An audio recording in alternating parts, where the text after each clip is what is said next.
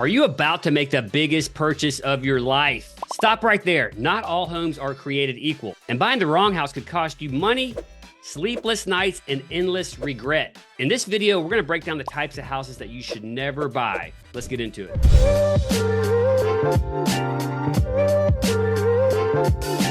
Tucker, tell me a house that we should never buy. Clay, for me, it's the split level. Every time you buy one, you need to put some money into it. And then when you finally go on to sell it, it sits on the market longer. You don't get quite the amount of money you really want. It's just too much hassle. Agreed. People walk in the front door and they don't know what to do. Go up, go down, too many choices. It has not stood the test of time. Tucker, what's another home that people should never buy? I think it's 100-year-old homes, Clay. A whole different set of issues. What are your thoughts? You know, they were built different back then. Things have changed. Of course, we love historic homes. They look beautiful, but you got to know what you're getting into if you buy an old house. They were built different. The wiring's different. The plumbing's different. The wall, the lathing, all that stuff. If you've ever renovated a historic home, you know what I'm talking about. Proceed with caution. Well, and on top of that, Clay, you have a handful of clients that just buy these types of homes, but they're experts and they know how much effort is going to go into it, the type of money, but their budgets are a little bit larger. They are not for everybody. You have to be familiar with all the different things that come with historic homes to really know what you're doing and not get into a money pit situation. So proceed with caution. Tucker, what's the third type of house that people should consider not buying? Well, here in Nashville, you got to talk about flood zones. Yeah, we have flood zones and flood maps. You'll be surprised sometimes where you see the flood zones go if you get to the proper map. When we help people buy houses, we typically recommend we check out those maps together and show you, hey, there's a flood zone here that you never would have thought would have been in this location. And it's not a problem until it's a problem. Tucker, why do we not love flood zone homes? Well, a couple of things. It's really the amount of uncertainty. You know, how much FEMA is going to charge you in 5 years to have flood insurance on the home. And, you know, when you're raising a family or you're an empty nester, having these unknown costs for the future start showing up. And then when the costs do go up and then you try to sell, you're just not getting all the value that you put into it. Yeah, you're taking risks that you don't really always know what you're taking from if you have a mortgage, you have to have flood insurance, and the price of flood insurance it can change, and it's changed many times over the years. So it's a little bit unpredictable. So if you don't like unpredictable, I would caution you on flood zone homes. The other thing that we typically tell clients is that anytime it rains hard, you're going to have to think about being in a flood zone. So it's just a little less peace of mind. I will say some folks, if you're trying to get into a neighborhood and break into a neighborhood that's either expensive or just you can barely afford, the cheapest homes in that neighborhood are typically going to be flood zone properties. So it may be a way to get into a neighborhood that otherwise wouldn't be achievable, but it comes with some risk, right? Oh, absolutely. And, you know, there are some great neighborhoods that are all around and Franklin that do have flood zones, and people get excited about some of the prices of the home, and then they find another one. They're like, could we look at this? It's like, this is in a flood zone. This is why this one's $200,000 less. Yeah, right. There's usually a reason. If the price seems really, really good, then that's usually the first thing we check typically. Tucker, what's another type of home that we would caution people against buying? Sure. Well, it's going to be overly unique homes. We're in Music City. We have a lot of songwriters. We have a lot of musicians. You're going to have some just interesting homes that you can't really compare or get a good appraisal on. But what are your 2 cents? You know, I agree. I think it all begins with how long are you planning on being in this home? Is this a short-term home? Is this a long-term, rest of your life type home? And the shorter the term that you predict yourself going to live in a home, then you want to make sure you're making a smart decision. And to me, that's like, how hard is it going to be to resell that house in 5 years? Is there some weird things about it? Overly unique homes are just that. They can be pretty unique, but they may not appeal to the broadest range of buyers when it comes time to resell.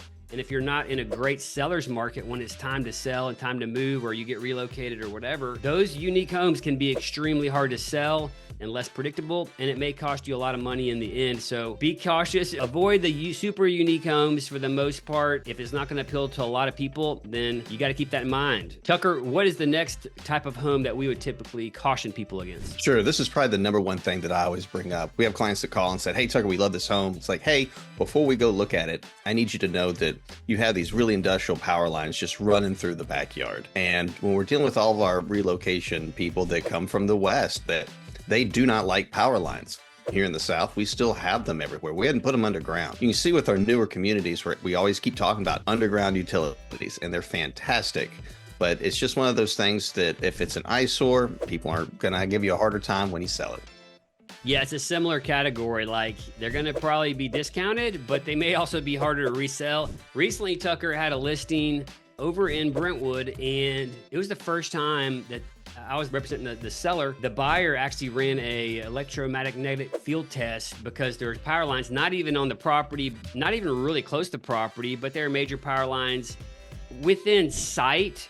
And they ran a test because they were concerned. People just think about, like, is this bad for me to live next to these? But yes, if there's power lines in the backyard, especially if there's towers that you're really seeing, I don't mind the lines as much as the towers personally.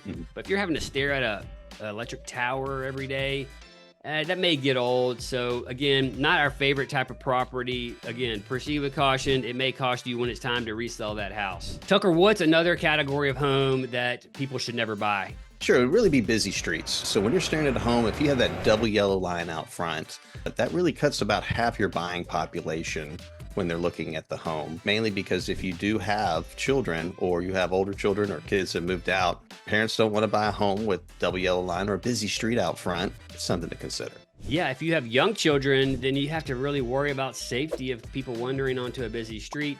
You also may get some road noise on a busy street, so those are typically not our favorite type of homes. If you're given choices, busy streets are not ideal. Tucker, what is another category of homes that we never want to consider buying? Well, you got to talk about Dryvit. It's fine if you're out west. Here in the South, we've had a lot of problems, and I think you've had a couple of stories. Oh, yeah. So if you're not familiar with Dryvit, it is basically also known as synthetic stucco or EIFS. And if you do buy a home with this, you know, when it came out, it was like a great idea. It's better insulated, more well insulated than a typical home. Utility bills are lower, which is, I think, all true still. It's basically that styrofoam board on the exterior. The problem with it is if you don't really maintain it around the windows, and if they didn't use the right kind of caulking, and if they don't regularly come check it, then moisture can get behind that, and you can't really tell because it's covered up by the styrofoam. And then what you have is a house that can rot out from the inside. We've seen major issues over this over the years. Always a cautionary tale out there, but we do see customers at times, or people that own these type of homes, you'll see them sometimes rip it all off and replace it with brick, and it may be $100,000 or $200,000 to do that. But a lot of buyers are going to be scared off of buying Dryvit homes. It's not to say that every single one is bad, but unless it has impeccably maintained, like a maintenance history on the house, then we definitely would recommend proceeding with caution on any Dryvit home. And you can get a special inspection when you buy that kind of home as well, but it's just not super easy to work with. And so for that reason, we're a little bit shy on those type of homes, Tucker. Oh, 100%. Tucker, is there any other types of homes that we don't recommend people buy? Well, being in Nashville, Clay, you know we've got quite a bit of topography. Whether you're in Williamson County, Whites Creek, Bellevue, you have homes on the side of a hill, and water runs down the hill and can get into your home, crawl space, or even a basement. And it's just one of those things where you need to know that there could be issues that could build up over the years. Man, that's exactly right. The biggest problem causer of in houses is water and moisture. It's like a universal theme. You just have to control where the water's going, and if you have topography, then you got to take special care to make sure the water's routed away from your house. Otherwise, you may end up with issues over time. I want to share one thing with the topography is you will typically see a retaining wall. If you get a retaining wall built, there's no warranty with it. So you can spend $10,000, $20,000 on a retaining wall, and it'll probably hold up, Clay, until it's time to sell. So these are the types of homes that we recommend people not buy. That said, there's always some exceptions to these. There's ways to work through these type of unique homes and special issues. And there's just, these kind of houses exist. So somebody's going to live there. It's just, we want people to be aware and know what they're getting into before they do buy those type of homes. And so there's some cautionary advice that we would recommend. And these are the types of homes that we would typically not start with if you have other options. Again, my name is Clay, and Tucker and the team and I, we are real estate agents in Nashville, Tennessee and surrounding areas. And we get questions from people like you every single day that are thinking about moving to Tennessee. And we love it because we're a real estate team. And this is what we do. We help buyers and sellers connect all the dots and make the right move. If you got any value from this video, please check out our channel and look for our other videos about different areas of Nashville. And we just want to help people connect all the dots so you can make the right move. And until next time, hope to show you around town.